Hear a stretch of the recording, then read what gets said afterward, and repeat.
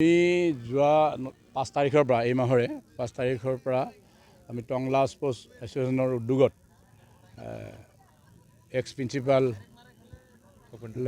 উপেন্দ্ৰনাথ দাস আৰু পদ্মৰাম চৌধুৰী সোঁৱৰণী prize money football প্ৰতিযোগিতা আমি অনুষ্ঠিত কৰিছোঁ।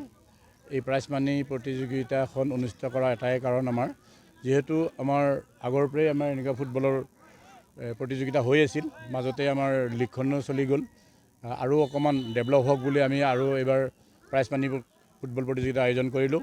আৰু ফুটবল যিহেতু যিমানেই খেলুৱৈ যিমানেই টুৰ্ণামেণ্ট চাব, যিমানেই টুৰ্ণামেণ্ট খেলিব, তেতিয়াহে খেলুৱৈখিনি ডেভেলপ হয়। সেই উদ্দেশ্য ৰাখিয়ে আমি খেলুৱৈসকলৰ উন্নতিৰ কাৰণে বা কৌশল শিকিবৰ কাৰণে আমি খেলখন আয়োজন কৰিছোঁ।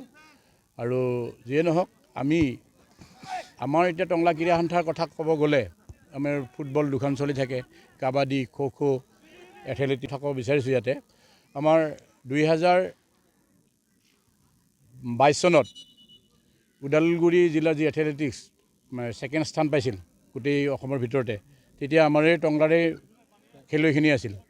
আৰু প্লাছ এইবেলি আমাৰ মাষ্টাৰ্ছ বছৰে আমি অ'পেন যি মাষ্টাৰ্ছ এথলেটিক্স প্ৰতিযোগিতা অনুষ্ঠিত হ'ল গুৱাহাটী সৰুসজাইত, তাতো আমি প্ৰথম হ'লোঁ, অল অসমৰ ভিতৰত প্ৰথম হৈছোঁ। আৰু কাবাডী হওক, খো খোই হওক, আমাৰ নেশ্যনেল প্লেয়াৰ বাঢ়ি গৈ আছে।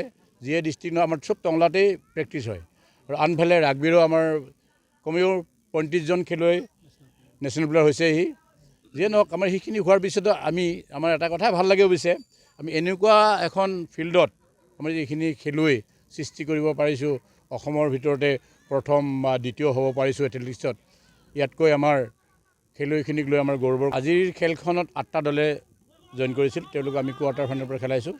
আজি আহি ফাইনেলত উপনীত হ'লে খোখাবস্তি বিশ্বামুণ্ডা ক্লাব আৰু কদমগুৰি ক্লাব, দুইটা দলৰ মাজত এতিয়া ধুনীয়াকৈ খেলা হৈ আছে।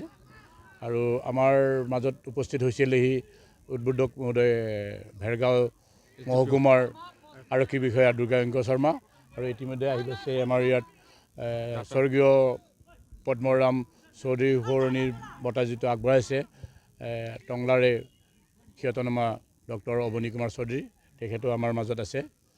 বঁটাত আমাৰ ফাৰ্ষ্ট প্ৰাইজ থাকিব 10,000 টকা, আৰু ছেকেণ্ড প্ৰাইজ থাকিব 7,000 টকা, আৰু বেষ্ট প্লেয়াৰ 1,000 টকা। আৰু লগতে আমি আমাৰ টংলা ক্ৰীড়া সন্থাৰ পৰা ট্ৰফি 3টা আমি প্ৰদান কৰিম।